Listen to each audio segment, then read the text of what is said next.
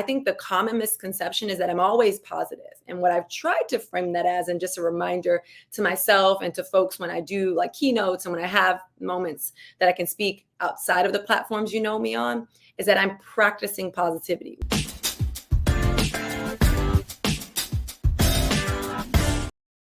Welcome to We Need to Talk Now, presented by AT&T. I am Alicia J, and I'm here, as always, with Ashley Nicole Moss. Hi. It's not about me. Go ahead. Today, we are joined by a very special guest. Literally, I don't know what she doesn't do, but she is the CEO and founder of The Love Squad, which we all love. She's a Today Show contributor and literally just an all-around badass. Please welcome Ali Love. Thank you so much for being here. Thank you both for having me. Hello. Before we get started, we do have to recognize something, I should say. You can't really tell if you're watching us right now on YouTube or wherever you're absorbing this content. Alicia has her hair slicked back, but as we know, Alicia does have curly hair. This is the first all curl podcast that has ever been done on We Need to Talk Now. So it is a cause for celebration because I know, and this leads me to my very, very first question. I remember when I first started in the industry, and I was working local news covering sports, my hair was so fried because not only was I a blonde, but I was constantly blowing my hair out because I was told by someone who should remain nameless that straight hair looks better on camera, that it was more appealing to mass audiences. And being at the time I was 21 years old. I was still in college, like an internship / job. I was like, oh, okay, so let me just do that. I really want to make it. My hair was fried. So when I look at those old demo reels, I'm like, oh my God. So that leads me to my first question with you, Ali. I mean, obviously, curly girl, you know the struggle of not only dealing with your natural hair texture and finding the products that work for you, don't work for you. And it's a lot of trial and error, as we know. But how have you dealt with just being in an industry that has not always been very welcoming of girls with hair like ours and other natural, hairstyles in, just this realm of media all around? Yes. First, thank you so much for having me. Happy to be here with both of you. You're amazing. Secondly, it's like disheartening. It's exciting, but also disheartening that, to your point, it's like, oh, wow, this is the first time we've had 3 girls here with natural curly hair. I feel like it's one of those things where it should just become a norm that folks, no matter what your textured hair is, that you wear it as natural as possible, or at least you feel comfortable and confident in the times that you choose to wear it natural, that you can go into any room or any Zoom and or any carpet and just feel like you belong. And I think that that's really important. And something for me, I started hosting for the Brooklynettes, and I had an incredible leader, Petra Pope. She came from the Knicks. She was at the Nets, and she hired me. And I remember our first conversation, and it wasn't like, don't wear your curly hair. The first thing she said was like, we want to rebrand you a little bit, because I was dancing for the Knicks. This was my first hosting job. She said, we want to rebrand you. And so she asked me, she's like, why don't you wear your hair straight for a while? And then, you know what I mean, ease back into your natural curls, just so it gives a little bit of a look for Brooklyn. I think that was one of the most appropriate conversations, because she wasn't never asking me to never wear your hair curly, or, your curls aren't good enough here. It was more of like, hey, everybody, your hair is such a branding tool for you. When people see your hair, they think of you, like your hair is like your marketing tool. And so for her, it was like, let's go ahead and shift that Ali, Nick City dancer, to Ali, Brooklynettes host. And I thought that conversation was very helpful in that sense of understanding how, yes, your hair is a part of you. It is something that is noticed. It is something that is that you can leverage in any capacity, but also that you can use. And so I wore my hair straight for maybe a couple months, and then I went curly, and nobody was none the wiser. But there have been times, and I talked about this when I first got my job at the Today Show. There had been times, even when I came on the Today Show for the first time to announce that I was joining the team, I was so nervous around just like how to do my hair.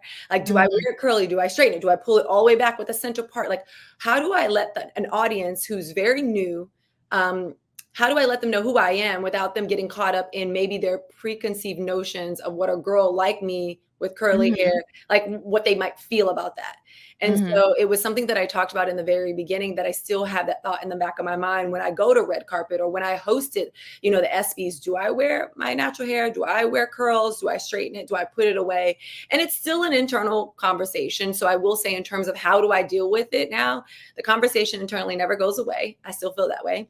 But what I recognize on the days that I get a little bit less confident, or I feel like, ooh, will this be the reason why someone doesn't accept me? Those are the days that I wear my hair natural and big and love frizz. I say the higher the hair, the bigger the hair, the closer to God, right? I know that's right.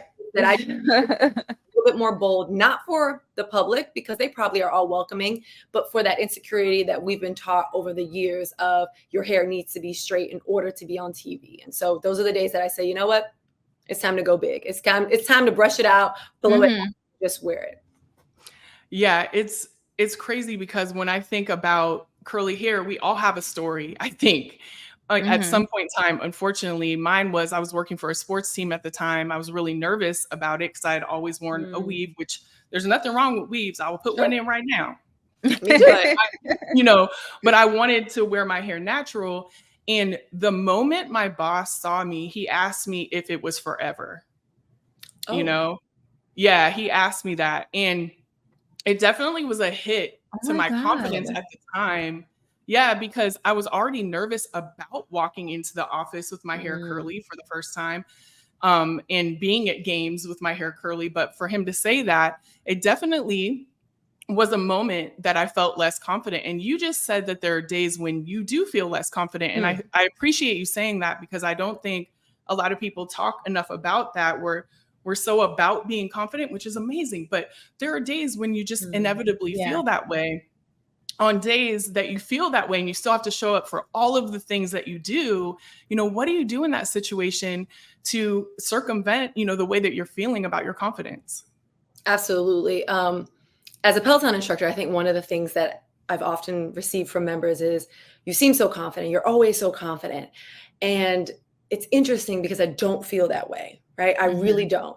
And so I have this series called The Basis of Bossing Up. And it's basic principles in order for us to get curious around how to make and create the lives that we want. And I remember talking through this maybe like 3 to 4 years ago around confidence. I was like, this word comes up so much. And I feel like it's so far removed from my person, but it's always brought up in every, fireside chat that I do, and I know people mean it as a compliment. But the reality is, the reason why I might seem confident to folks is that confidence comes through repetition, right? Comes through practice. So if at any point, at any time in your life, if you tried something new, so your first time hosting, the first time you're in front of the camera with the mic, and they're like, all right, they count you down for 10 seconds. I can imagine all three of us are like nervous wrecks. We're not as confident. We're going to pretend to be, we know our stuff, we're prepared, but you're nervous. You're not your most confident self. And so it's a reminder that confidence comes through repetition. Nobody walks in a room or does something for the very first time, at least not often, where they feel their most confident selves. And so when I started hosting for the Nets, I remember my husband, now boyfriend at the time, was like, this is going to be the worst you ever do. Just note your first time is the worst you ever do, and get comfortable with that. It'll be your best at the time, but your worst for your career. And I was like, oh, okay. I don't know why, but I felt good about that. So you can feel good in the midst of not feeling confident, but just note that confidence comes through practice. After you practice something, the first time you get on a bike as a child, you don't feel confident. You put on the training wheels and you do it a little bit. You get a little more comfortable and confident to do the training wheels. Now it's time to get uncomfortable and, of course, less confident when you take off the training wheels. And I think that is an application for life. They always, use that thing. It's easy as riding a bike. When riding a bike when we were a kid was never that easy, but we did it. And so I apply that in those times when I don't feel as confident. I'm like, oh my gosh, like this may be the first time that I'm doing it this way, or this is the first time I'm ever doing this thing. And therefore I don't feel confident right now. And that's okay. I'm good at not feeling confident because I don't have to be perfect. And I think I was reading something where people are like, sometimes we expect people to feel confident, but being confident all the time means perfection, which doesn't exist. And I was like, that's what that means. So being confident or gaining confidence comes through practice. And so for me, I just continue to practice. Recently, I I teach bar at Peloton. And as much as everyone may think like, oh, well, you teach bar all the time, you should feel good. I had taken a couple weeks off. The studio was closed. And recently I came back to teaching, and I was telling my colleagues in the back, and I was like, I get so nervous when I have to teach multiple classes in a row, especially for bar. Cycling, I'm good. And it's interesting because you would assume that I would be confident that I've done it before, but I'm not, because I hadn't done it for a couple of weeks and I only do it once a week. And so coming in that room, what I told myself was assume the confidence. Even if you have to fake it till you make it in the room, it'll start coming back, right? The rehearsal, the practice, the movements, the language will start coming back. And so get comfortable with that progression of becoming confident instead of being confident all the time. What would you say is, I know for me, like I feel my most confident when I'm doing this. Like when I'm in front of a camera and I have to break down an NBA game and it's like X's and O's and it's numbers and whatever. It's like I'm in my zone. I'm like Kobe, game 6. I got this. No problem. But it's such a direct contrast to how I feel like I am in my everyday life, which is so mind-blowing to people because they see me on camera, usually on set with a bunch of men, and it's like I'm holding my own and they think like that's who she is 24/7. When I'm off camera, I'm a lot more introverted. I feel like I'm a lot more unsure of myself in a lot of situations. My anxiety sometimes takes control of me in a lot of situations. And I'm more comfortable like in the corner than I am in the center of the room. It's just a completely different version of who I am in front of the camera. So for you, what is the biggest contrast to who you are when the lights are on and you're doing your thing, whether it's a Today Show, whether it's teaching a class, to who you are when it's like all of that is just shut down? Yeah, I think a common misconception is that I'm always positive. So while I am someone who absorbs feel good, like I watch TV that makes me feel good. Like I'm watching Disney, I'm watching nostalgic movies, I'm watching rom-coms, I'm watching like British murder mysteries where it's like, oh, the murder, but like nobody, I know it's fake. Like, and you have to guess the person. Like I'm watching things that are all in that realm of like feel good, nothing that ever takes me out of that space. It's just not my thing. And the reason for that is because I can go to negativity like that. Like my first thought is never my best thought. So, I think when I'm on the bike or I'm on the Today Show and I'm talking about, these small changes to, create huge impact, whether it's like, hey, this is calm, it's magnesium, this is how it works, or here's a Sleepy Girl mocktail, or here's some exercises to help with digestion, or here's a great roadmap for you to kind of meet your goals physically and mentally and spiritually. It comes from a place of practicing positivity, but it looks like I'm just positive all the time. Because like you said, when you're on camera, that's where everyone sees you. When you're in your space, majority of the people have access to me. So when the doors are closed and I am in by myself, I have those negative thoughts like everyone else. Brene Brown calls them gremlins in your head. Gremlins? Yeah, gremlins in your head. Like that's exactly what I have, like everyone else. And so I think the common misconception is that I'm always positive. And what I've tried to frame that as, and just a reminder to myself and to folks when I do like keynotes and when I have moments that I can speak outside of the platforms you know me on, is that I'm practicing positivity. What does that mean? It's called positive framing. So I look at a situation or experience a situation, and sometimes my first thought, like I said, is not my best thought. And I'll be like, oh my gosh, they don't like me. I'll get off the podcast immediately and be like, they didn't like me. I'll start this negative narrative of just like, they didn't really like me. That wasn't my best. And what I usually practice is I let my first thought run the course. And then my second thought is, one, it's not all about you. So don't personalize it. We tend to personalize every experience. Like I'm the center of your attention. You know what I mean? Like, but that's not true. I'm like, wait a minute. They had a full day ahead of them. They have a boss on while we're recording this. They want to make sure they get it right. They have their own lives and things to worry about in that time. So it wasn't necessarily about me. So I try to depersonalize it, give a little bit more context of why I might have felt that way, and then move into a positive framing of that was a good experience. What were the upsides? What were the good takeaways? Is that I got to practice talking about things that I love or sharing some insight that people don't always get, the access to me that they don't always get. And maybe they're grateful for that. Or maybe someone heard my story about my hair and they're just going to pop their curls out tomorrow and rock it. So it's like I start to positively frame the experience more so than I did in the past. And so that is something like that is a full life commitment. And so I think that most people think, oh, she's so positive. She's so happy. She's so blah, blah, blah. And I'm not. I'm just like you in the sense of I have those negative thoughts and I have to work on them. I have to make sure I am self-aware and that I have practical tools that I can implement in real time to go ahead and introduce positive framing and depersonalization. Well, I just want to state for the record that we don't like you. We love you. So Yeah. I needed to that. drop for a second. I was like, whoa. Thank you. Absolutely love you. So, never question that, just for the record. But Thank you. I heard you earlier mention your husband, and I don't want to get too deep into it, but I know that you have so much that you do, so many hats that you wear, so many things that you have going on. How do you balance, your personal life with your professional life? And do you think there is such a thing as balance when it comes to that? So I use the word balance, because I think it just comes naturally for me and for most people. Like it's something that you hear, it's a catchphrase. But what I've been trying to do recently over the years is just like transition into harmony, finding harmony in your life, right? I remember when I first started out in my career, it was like probably the first panel that I didn't even have an agent, like somebody asked me to be on a panel like women empowerment. And it was down in Soho and I go on this panel and this woman there, like this career woman, she's like rocking it, right? She's running a company and doing all these things. And I remember someone asked her this question. And I got to tell y'all, I was shocked at her answer. I was like, are you sure you want to say this in public? But her response when someone said basically like, how do you handle it all was that one, I communicate with those around me and level set expectations. And two, I got to be honest that my kids don't always come first. And I said, oh my God, that's, I had never heard someone speak that candidly because you're taught as parents, as guardians, especially as women, like your kids come first. There's nothing wrong with that.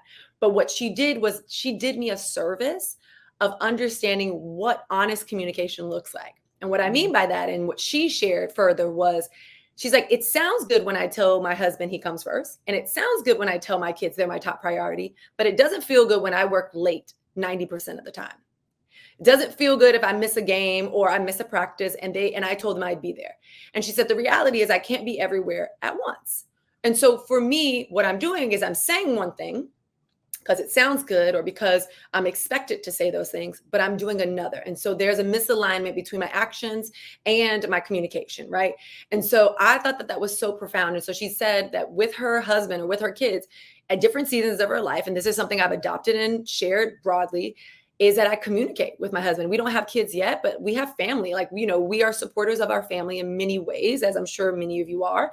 And it's communicating with those that you care about, those in your inner circle, and level setting. And sometimes it doesn't feel good to say to your partner, yeah, you're not my top priority right now, right? It's God, it's work, and then it's you. And in some seasons of your life, that is just your reality. You have a project or you have a game-changing opportunity. Like this is your break. Like I'm sure y'all have had that where you're just like, oh my gosh, okay, I got to nail it. I got to do great on this time because this is the moment that I've been working towards. And if I do this right, it can, it'll flow. The floodgates will open and it'll flow. And I have to communicate with my husband, Andrew. He's lovely. We've been together 10 years, married for 3 years, a total of 13 years. And I often walk around the house and I'm like, you're my best friend. And it's true. And I speak life into our relationship. I speak life into him. It is so important. And we are honest with each other. It's like, honey, this week, this is my focus. Like, this is what I have to bring my attention to because for us, not everyone, I'd like to maximize the opportunity that I have in front of me between Peloton, the Today Show, Love Squad, being able to do brand partnerships and speaking opportunities. This isn't going to be forever. And I'm not trying to be a capitalist and say, I'm not grubby about it, but I'm also strategic about it. And that, not that it's not going to last forever because I don't want it to. It's not going to last forever because I don't want it to last forever. I'm not going to want to do all these things forever. And that's okay. That's the evolution. And so I'm very communicative, or as much as I can be, and I can always be better. And we both are with like, this is my focus right now, or this is what I have to focus on these meetings for the next few months, or these classes. Like I'm all in and rebuilding myself and trying to become a better instructor. And so I think it's communication. It's honest communication and managing expectations. Instead of saying what sounds good, it's sharing the reality so that you can manage those expectations of people around you, and vice versa at work. I've had some personal things come up this year in terms of health situations, and I had to go into work and manage expectations. I was like, listen, I'm going to need this time off. Like outside of that, call me. I'll sub. I'm here. I'm anywhere you need me. Ali is always there. I was like, sorry to talk about myself in the third person. I'm like having a conversation, but I'm always there as, anyone needs me wherever I work. I was like, but however, I'm going to have to put up some boundaries, and I want to manage your expectation on what that looks like and what I can do in that time and what I can't. And I work for wonderful companies. I really do. NBC and Peloton. It's just like, I'm so grateful. And they were like, okay, thanks for, again, being on it. You have to level set. And not everyone has that luxury, but that is how I, quote unquote, do it all, not at all at once, and manage like everybody that I love, including my husband, who is my best friend. So this is a two-parter. I want to start with this though, because I know you started for, my beloved New York Knicks as a dancer, as a city dancer to be exact. And I remember when I was first coming into the industry, I came from the modeling world. And I remember what my Instagram page looked like. It looked like a model's Instagram page versus a journalist. And I remember the pushback that I would get, not only from people in the industry, just, people who are fans of the sports that I was covering and things like that. And it was very much like, are you a model or are you a journalist? And, at one time, one was paying the bills and one was not. Everyone knows, it takes you a while to get to that job that actually starts bringing in revenue. I know people think it happens overnight. Sometimes it does, God bless. For the most part, it doesn't happen like that. So the pushback was very much like, oh, how are you doing, both? And what does this look like? And I can imagine it was a very similar experience when you decided to get behind the mic versus being on the floor and living that life as a dancer and, being a lot more, not to say sexualized, but more sexy in the way that you presented yourself when you were at games and the routines and things like that to a job that was a little bit more, clean cut, if you will, lack of a better word.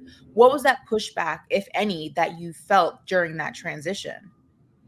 So I think it was more so, I didn't receive pushback externally, but I did feel like what was happening was, to your point, it's like, where am I now and where am I trying to go, and how to thread that needle in the external facing platforms that I'm on. So on social media, it's like transitioning from only being a dancer to being a host and sharing that content. And for me, it was something that I had to sit down and map out to say, like, who am I? Who do I want to be? And who do people see me as? So when I was dancing on the Knicks, I worked in the club. I was a bottle service waitress. Like, I am like making my way. I'm in college. I'm getting my degree. I'm stacking my paper. I was a bartender, girl. I know what that's exactly. Like. I'm like, stacking my paper, and then I'm getting my toe wet into being in the New York scene, right? Being on the court. I loved being a Knicks City dancer. I was there for 3 seasons. But I have blonde hair now, but it was really blonde, curly. I wore my curly hair, and I was very noticeable. I was one of the tallest dancers that they've ever had on the team.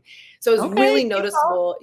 Yes, team talk. People, I think that's also something to your other question of like, people never expect me, especially on the bike or when they see me in person, they're like, oh, you're actually a tall girl. I'm like, oh yeah, I forget that. But I remember like having the opportunity to be on that court where you have all of New York coming, 41 games, playoff preseason, where they get to see you. And yes, they assume you're that dancer or you're that, girl in the cute outfit. And I was like, wait a minute. You may not know me, but when you do, we're in the age of social media. When you go to my social media platform, I want you to be able to know who I am or what I stand for. So who I am, who I want to be, and who do people see me as. And so I started really threading that needle personally to say, while you might see me in the club, you don't know if my last name is really Love. Like nobody really knew anything about me. I was just there to work. When I'm on the court, I'm doing my best. I don't socialize outside of that. And then as I started to introduce, I was modeling for a very long time with Wilhelmina, those things. But as I started to introduce hosting, I started to shift a little bit of that public promotion of myself on social platforms. And so I was pretty much adamant around, I don't want to be known for just this. I don't want to be known as this. I want you to take me seriously. Like, I have a lot of thoughts and I'd like to share them. And so that's what I did. It wasn't necessarily external pushback, but I knew if I didn't do that, if I wasn't mindful of who I am, who I was, who I want to be, and who the people see me as, and reconcile that and how I showed myself on social media, that I'd run into the stigma of, oh, you're a dancer, or you're one of those girls at the club or whatever. Like, people would start labeling me. And so I tried to get in front of it before, so I didn't have to deal with that. And I think the beauty of it is the same folks that were coming to the Knicks games when I was dancing, the same players the audience members, like all of the people that would attend, that came to the club, that I served bottles, many of these people have seen me grow my career. And anytime I see any of these folks in the streets, at events, they will come up to me and say, I'm so proud of you. I've been able to see you start your career and work so hard to get to the place where you're on the Today Show. You're a Peloton instructor, been there for 8 years. Like, I'm the VP of instructor strategy and development at Peloton. Like, I've been able to really carve out that career. And it is rewarding when folks that knew me back in the day, they respected me then, and they respect my hard work and my hustle now, and they're never too shy to say something. And so I am always grateful for those moments. That brings me to the follow-up. I mean, being multifaceted, I feel like, is something that wasn't always celebrated in this industry, regardless of where you found yourself. I feel like a lot of the times women have always been told to do one thing and do one thing really, really well. Don't try to put too much on your plate. Whereas men, have always kind of been celebrated. You can be a former athlete, then go into broadcasting, then have a clothing line, then do films, then have a podcast, then have a radio show. And it's like, he's a boss. But if a woman does it, it's a lot of the times, and I still think, even though we've come so far, there's still sometimes pushback. Oh, her priorities are out of whack. Why does she have to work so much? Is she never satisfied? It's a billion and one things. But I do see the progression versus 10 years ago, even 5 years ago, where now it's so many women are wearing so many different hats. What those hats are is totally their prerogative. But I mean, for you, seeing that progression and it kind of just being the whole premise or part of the premise of your Love Squad, I mean, how important is it for you to be part of continuing that trajectory of reminding women that they can be a billion and one things if they choose to be? Absolutely. I get that question too. Again, when we kind of touched on it earlier, like, how do you do all these things? Well, I don't do all of them all at once. And I always say that I'm a part of the slash generation, meaning, but back in the day, you had one title, you built, you started here and you work your way up that corporate ladder. And so we're no longer in, hold on, I have to cough, sorry. I had some raspberries before this. Yeah. And I was like, wait a minute. Thank you. But yeah, I think to answer your question, I think for a long time, many folks would say you need to be the master of one thing. And what I recognize is that for me, it just didn't work. I always call myself like this part of the slash generation. I felt like I was able to do multiple things and find where they intersect. And so I always say my career, of all the things that I do, they intersect in the 3 C's. It's camera, it's community, and it's conversation. And when you're able to articulate I think that blows people's minds, because it's like, how do you do it all? It's like, I don't do it all at once. There are seasons to all of this, but it's like they intersect at something, and I know what I'm doing, and I know why I'm doing it, and I know why I enjoy doing it. I often look at Shaq. Now, Shaq has the most partnership of anyone I know, right? It's like, he's doing insurance. He's doing he's just going, like, he's doing the most. Insurance. Yes. I mean, it's exactly. And it's like, for him, when people see it, you just kind of laugh it off. And to your point, sometimes for me, and I've heard this in public forums, when folks are writing comments, it's like, oh, well, she has too much going on. She's trying to do everything. And it's like, I'm comfortable with myself. I'm comfortable with the trajectory of my career to understand why I'm doing these things and why I love these things, and also why I'm good at these things. I think that's also, yes. And I think for me, it's like being able to articulate it. I always say, when we talk about empowering people or empowering women, power is being able to articulate what you think and how you feel in the time that you have, right? And most times we don't empower each other by working through and contextualizing, well, what is it that you want to be, or what is it that you're doing, or why you're doing it? And when you get in a space where you're able to work through that and land on those 3 C's, or land on how all these things work together, people then respect you for it. And so what I recognize is, while I should be able, to your point, why not do whatever I want to do because it's my life? I do think being able to show the younger generation, where it's like, you don't have to do one thing. You don't have to do something linear and climb up the corporate ladder. There's nothing wrong with that. You can have multiple titles, but just note, every decision has a consequence. So you got to give something, and you also have to give up something. And so being the host of the Brooklyn Nets for 11 seasons, yeah, I gave up holidays with my family. I gave up a lot of nights where I couldn't do anything. 41 games is a lot. I had no backup of the 11 years. For the first 8 years, I had no replacement. So that meant I couldn't get sick. I couldn't call out. There was just, I showed up. I showed up if there was a Christmas game, a New Year, whatever it was, I showed up. So while I'm able to do all the things that I love, it still comes at a consequence or a result. And I have to make sure that I'm comfortable with that hard, right? They always say, to your point of like being able to do it all or deciding to do it all, you can articulate it. But more importantly, if you don't do it all, you'll miss out on it. And that's hard. If you do it all, the work is hard. So you choose your hard. And for me, my hard is being put on the spot to say, how can you do all these things? Or why do you choose all these things? Or are you doing too much? That's my heart. I'm able to answer that question. My heart is missing many holidays with my family because I wanted to build my career and hone my craft, and they understood. So I think that that is important to note. It's like, yeah, I do a lot of things, and I'm not going to do all of them for a long time. I'm going to do them for a good time. Well, speaking of doing all the things, you are recently being named the lead designer for Contigo. You have a collaboration with them that is amazing. And it's one of the things that you have chose to do. Love those bottles, by the way. Yeah, the bottles are amazing. And why did you choose this collaboration and to be the lead designer? Like, why did you choose this opportunity amongst all the opportunities that you have? And how does it fit in with those 3 C's? Yeah. So I think that one of the things I recognize about myself as I grow, and I talk to Andrew, my husband, about it, is I love collaborations. Like, I think that collaborations are the most powerful movements that we can create. Like when we 3 get together and have a conversation, not that on an individual basis, it won't be impactful, but it's just like 3 times more impactful, 3 times the perspective. And so for me, I'm leaning into my collaboration era. I've always been collaborative and about community, which is what it is. I love having conversations. And so when Contigo came to present this partnership, one, I talk about hydration nonstop. On the bike, I talk about hydration station. I love your balloon. I don't know what happened. You're excited about my I love it. Go ahead. It's the hydration. But yeah, it's like I talk about hydration. I talk about hydration station on the bike. I also know, like, I always say small shifts create huge impacts, right?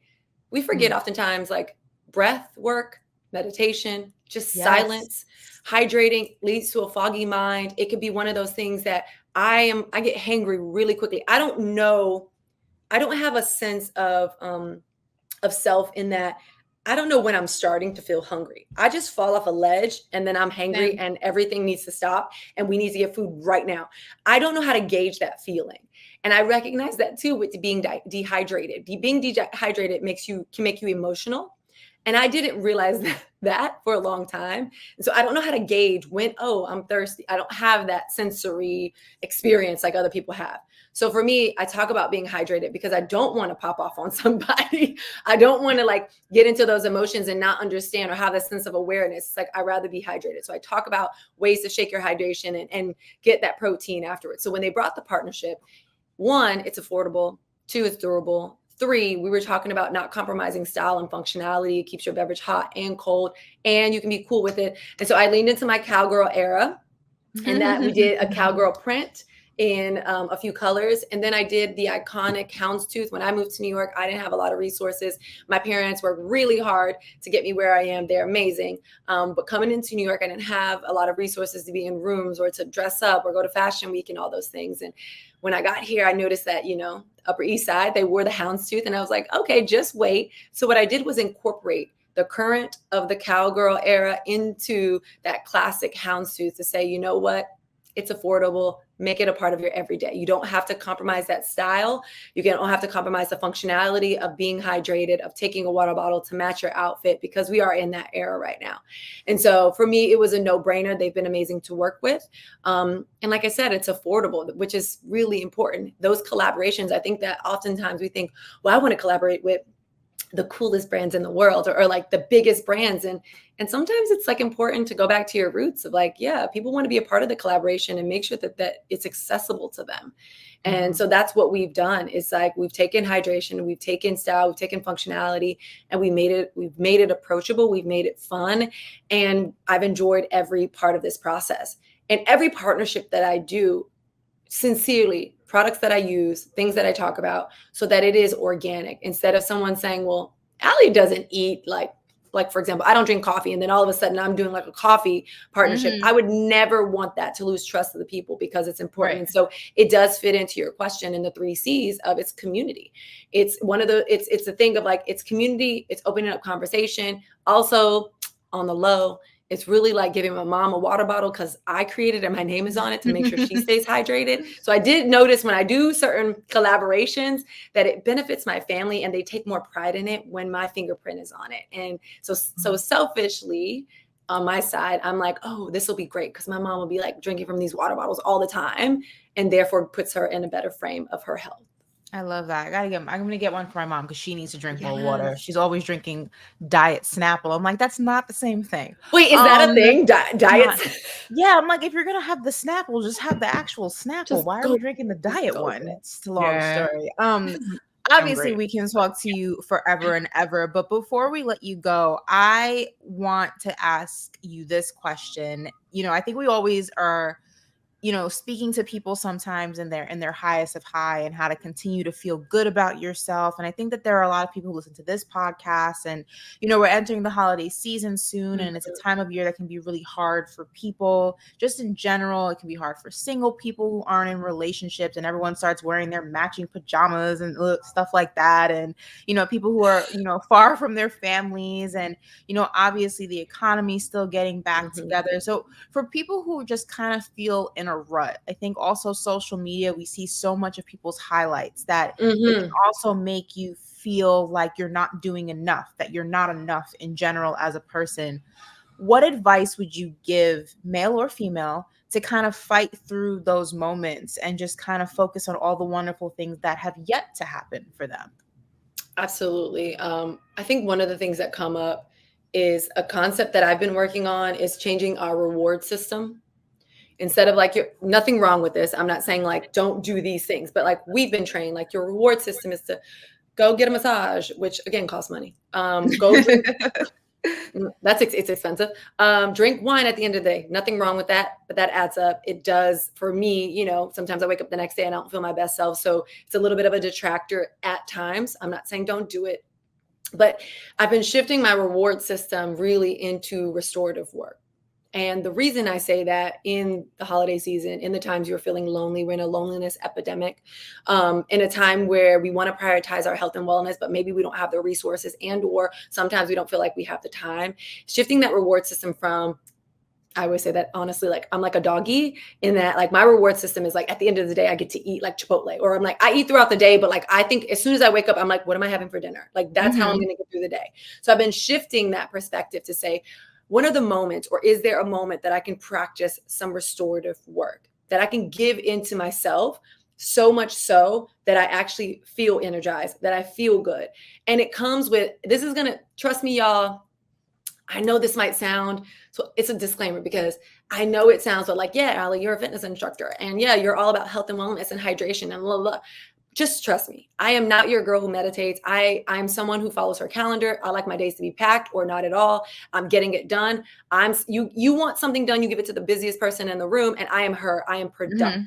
Like I am that A-type personality.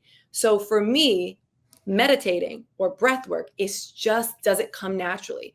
What I've reintroduced, like I said, is that restorative work where I have now started to do that breath work, taking 5 minutes and truly practicing, not talking about it. I'm not saying you got to journal, no, 5 minutes of saying my reward after this meeting, after this conversation is that I'm going to sit by myself and I'm just going to focus on my breath. And the funny thing is, and I was talking to folks at Peloton about this, I was like, just hear me out. I know you hear this all the time. It's so powerful and it costs you nothing. And you already have it in your being, and it's filling you up. Taking the 5 minutes, I don't care if your mind wanders, just breathe, just be with yourself. And we often hear, well, if you can't love yourself, how do you expect anyone else? This is all true. So the restorative work that we're doing is the true self-care, is the love. So for me, it's taking those 5 minutes or 1 minute or 30 seconds. And many of you might get this reference, but it's the woo-saw. Like tap into that woo-saw and see how you feel and truly be good with yourself. Another thing that I've been practicing is I whisper sweet nothings in my own ear.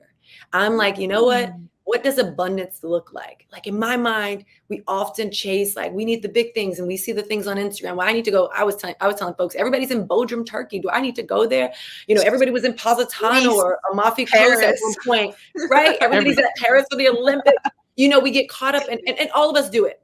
And so I've been practicing like this abundant self-talk. It's just like, yo, what do I have? Like I have a computer, like I have my own phone, I have my own time. Just start practicing those things. So, and again, it seems so redundant. You're like, that's not going to help me. I said that for many years. I am the anti this works up until recently. Take your reward system.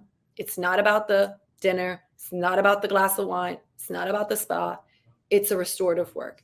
It's going in and just meditating, doing your prayers. Take 5 minutes and pray and be with God and be with, you know, whatever your universe or spiritual being is. Take that moment, tap into your breath work, really find what fills you up and do that in small increments, but often. And I promise it is such a game changer, and noticing the abundance of things you have around me. Last thing I will say is, when I first moved to New York, I danced on the Knicks, and one of the girls on the Knicks had a son. She was the only one with a kid. Felix was probably maybe 2 or 3 years old. And we would go over, you know, we go over and we're going to drink and hang out. And she's like, I'm going to put him to bed. And her husband was going to work. And I remember her holding him, and he would walk around the house, y'all, in the living room and touch everything. He'll be like, thank you, bottle. Thank you, dresser. Thank you, wall. And he would just touch it, and she's holding him and she's walking him around. And then she put him down. And I said, why does he do that? She said, he just wanted to say thank you to everything in the house for being there for him. And I thought to myself, I have carried that with me. This is probably like 15 years ago, 17 years ago. I have carried that with me forever, in that's what gratitude, that's what it feels like to tap into abundance. That restorative work that we do, is that you need to look around, or I encourage you, employ you to look around and be like, thank you, table, thank you, phone, thank you, friends, like just tapping into that. And that's the system that you do short times, often. And for me, that is the advice that I would share. It's like, it's simple. It creates such big shifts in our life, right? Isn't that profound? Like, Felix is a philosopher, man. Shout out to Felix. Right? Does Felix know now what Felix did back then for you? No, I actually don't think I've shared this. I don't know. She knows, like the mom knows, Brittany knows, but I don't know if Felix knows at this time. But like, yeah, I just remember, I will never, ever forget that. And I was just like, wow, I take so many things for granted. Yeah. Felix, you're a real one, Felix. You're a real one. He is. I love that. It's actually amazing how kids will do that time and time again. Like my god baby will teach me something every time I'm with her, you know?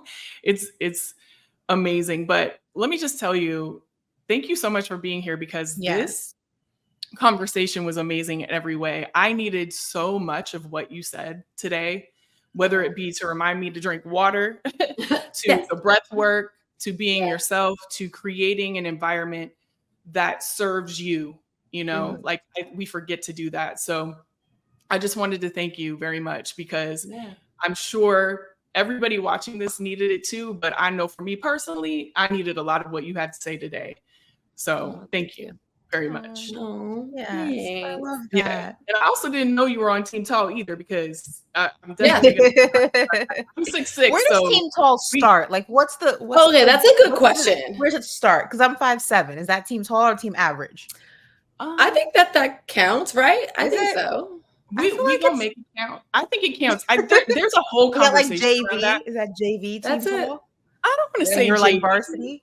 But I think it just depends how good you are, right? Like it don't matter how tall you are on that. Like on that note, it's the skill level and the agility. But yeah, like I can do that. But like, yeah, where does Team Tall start, Alicia? I feel like the reason why I feel like 5'7" counts as Team Tall is because you put on a pair of heels and then you let the afro out. And that like just gives you inches on inches, and that gives exactly. So absolutely. I think like a lot of that too is like adds into the overall presence of like, oh, this person, and nothing wrong with the people that are talking that are like, well, I'm not tall or whatever. Like I feel excluded. There's nothing wrong with that. I think we all have our things about our height.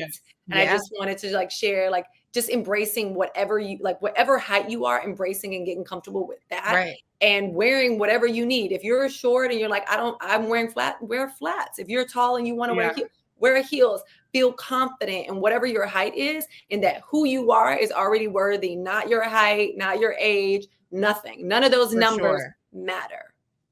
Well, I always say whatever attribute you have, like you're the only person to have that. There's only one you. So celebrate all of those things, whether it be height, hair, whatever the case may be.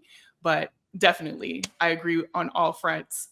Yeah. But thank you so much for being here. We're definitely going to check out your collaboration. I know I need one of those bottles because we got you. I'll send you. Oh, okay. I'm excited. This will definitely be. No, I really appreciate y'all's time. Y'all are just amazing, always. So are and you. I'm so grateful to finally have this moment with y'all. So thank you for your time. Your time is your most valuable resource. So I appreciate it. I know that's right. Well, we appreciate you. And for everybody watching, definitely make sure for amazing conversations just like this one that you tap in, you subscribe, like, comment, share, do all the things because we all need to be in this conversation. So tap in with all of this right here. And we'll definitely just alert you the next time we have one of these amazing conversations right here on We Need to Talk Now, presented by AT&T.